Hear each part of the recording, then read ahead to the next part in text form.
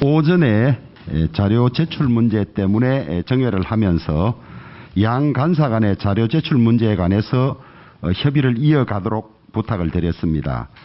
지금까지 협의 과정에 대해서 성일종 간사님께서 말씀을 해주시고 또 회의 진행과 관련해서 의사진행하실 의원님이 계시면 발언해 주시기 바랍니다. 네, 성일종 의원입니다. 민주당 없이는 청문회 개최가 어렵습니다. 또 여야가 함께 우리 총리 후보자에 대한 여러 가지 검증이 이루어져야 되고 또 국민들께서 듣고 싶어 하는 것만큼 또 묻고 싶은 것만큼 충분한 기회를 갖는 것이 협치의 기본이라고 생각을 합니다. 오전에 민주당 의원들께서 참석을 안 하셨기 때문에 오후에만 13시 30분 그리고 15시 30분 두 차례에 걸쳐서 양당 간 간사 협의가 있었음을 보고를 드립니다. 우선 13시 30분에는 오전에 강병원 간사님께서 요청하신 자료를 후보자님께서 다 제출을 해 주셨습니다. 그 제출한 내용들을 보면 우선 후보자님께서 김현장 법률사무소에 근무하고 계실 때 고용계약서에 관련된 부분인데 피고용이셨던 후보자께서 김현장 법률사무소에서 이 부분을 제출을 한다고 하면 동의하겠다라고 하는 그 부분을 분명히 전달을 해드렸고 또 전에 김병원 간사께서 김현장 법률사무소에서 비공개적으로 이 고용계약서에 대해서 보여드린 것 같습니다. 또 그 부분은 제가 강병원 간사한테도 보셨냐고 물어봤고 또 봤다는 대답을 들었습니다. 그래서 이에 대한 문제는 어느 정도 일단락이 된 거 아닌가 생각을 합니다. 그 이외에도 자료 제출에 대해서는 자료가 제출되었음을 양당 간사 간에 확인을 했고 담당 의원들한테도 전달되었다. 그리고 담당 의원들께서 그 답은 아직 못 받았다라고 하는 강병원 간사의 답변이 있었습니다. 그리고 15시 30분에 또다시 오후에 회의를 열어야 하고 늦게라도 이 회의가 속개되어야 한다는 뜻을 전달했습니다. 강병원 간사께서는 오늘은 회의가 불가능하다. 그리고 내일도 불가능하다라고는 통보를 해왔습니다.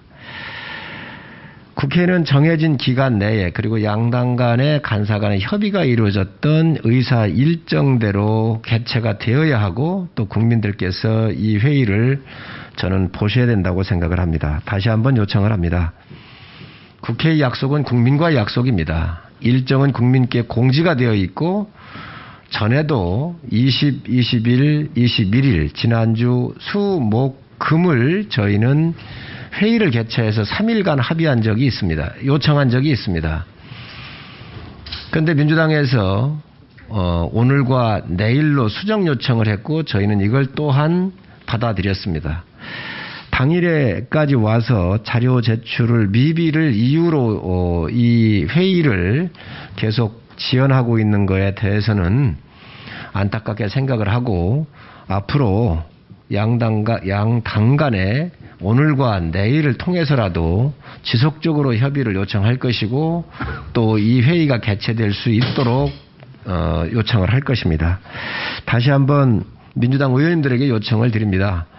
총리 후보자님의 청문회는 새 정부 출범과 연결되어 있고 이 회의가 순조롭게 이루어져야만이 새 정부가 들어설 수 있습니다.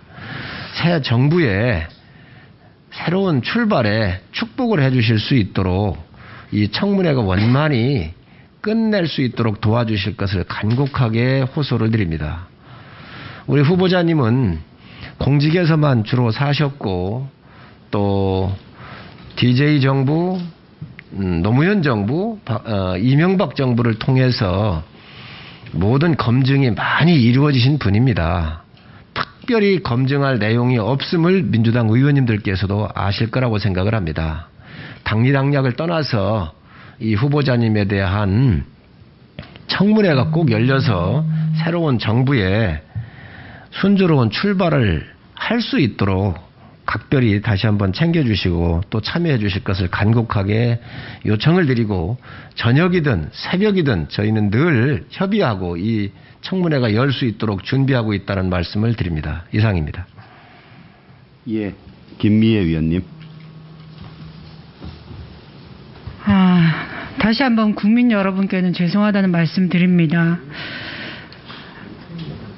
민주당은 도대체 이 청문회장에 오지 않는 이유가 저는 무엇인지 그게 궁금합니다. 오늘 오전에 강병원 간사께서 요구하신 자료 대부분 제출된 것이고요. 그 외에 불가피하게 제출되지 못하는 것은 지금 문재인 정부의 몇 분의 총리 역시 마찬가지 사유로 제출하지 못한 전례가 있습니다. 하지 못하는 것을 국회라고 강제할 수 없는 것은 너무나 잘 아실 텐데, 그것을 이유로 5월 10일 새 정부 출범을 국무총리와 국무위원 임명 없이 하게 하려는 것인지 묻고 싶습니다. 아마 국민들께서도 납득하기 어려울 것 같습니다. 제가 이제 2년여 국회의원 생활을 하는데 참 자괴감이 듭니다. 우리가 존재하는 이유도 국가와 국민을 위해서인데, 과연 우리의 이런 행동들이 국가와 국민의 이익을 위해서 하는 것인지, 도대체 그 이유가 뭔지 저라도 좀 납득이 되면 좋겠습니다. 그러면 제가 우리 한덕수 후보자께 강력히 요구해서 받아낼 겁니다. 그러나 전혀 납득할 수 있는 사유도 없이 이렇게 일방적으로 청문 절차를 파행에 이르게 한 것, 이로 인한 책임, 또 이로 인한 손해는 결국 우리 국민, 국가가 입게 될 것입니다. 다시 한번 요청드립니다. 민주당, 정의당 청문위원들은 이 청문회장에 오셔서 검증하고자 하는 것들을 이 자리에서 밝히는 그런 시간으로 삼아 주시길 바랍니다.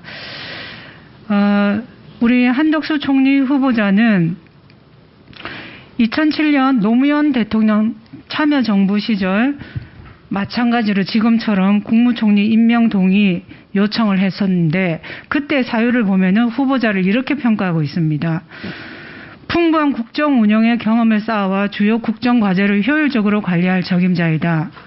경제 운영에 대한 전문적 식견과 경험을 바탕으로 성장 동력 확충 등에 기여할 수 있다.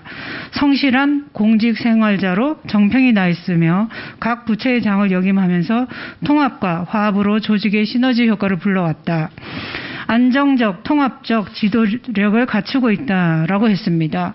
아마 이런 사유로 우리 윤석열 당선인께서도 우리 한덕수 국무총리 후보자를 임명 동의 요청을 한 게 아닌가 하는 생각을 합니다.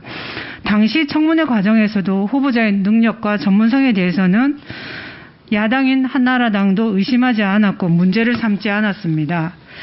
그때 청문회 쟁점이 개인 신상에 대한 것인데, 론스타 법률 대리인이었던 김현장 고문, 그 다음 장인으로부터 매입한 주택, 오전에도 말씀드린 89년도에 매입해서 지금까지 살고 있는 그 주택을 말합니다. 그 외에 사유도 있지만 그때 아무런 부적격 사유를 발견하지 못했기 때문에 그대로 통과되어서 총리로서 훌륭하게 역할을 감당하셨습니다. 지금과 그때 다른 게 무엇인지 모르겠습니다. 국민들이 납득할 만한 사유가 없다면 이 청문회장에 오셔서 능력, 전문성, 또 도덕성을 검증하는 그 기회로 이 자리에서 제발 말씀해 주셨으면 합니다. 우리 간사님도 말씀하셨지만 저희들은 기다리겠습니다. 저녁이 되든 심야가 되든 기다리고 반드시 5월 10일 윤석열 정부가 국무총리와 국무위원을 임명한 상태에서 국민들께 예의를 갖추면서 출범할 수 있도록 저희들 책임을 다하겠습니다. 속히 이 청문회장으로 와주시길 당부드립니다. 예, 재반 사정에 미루어 봤을 때 오늘 회의는 더 이상 진행하기가 어려울 걸로 판단이 됩니다. 민주당과 정의당이 불참한 가운데서 절차 진행을 더 할 수는 있지만은 결국 인사청문회가 마지막에 보고서를 채택하고 본회의 의결 절차를 거치기 위해서는 민주당의 협력이 꼭 필요한 상황이어서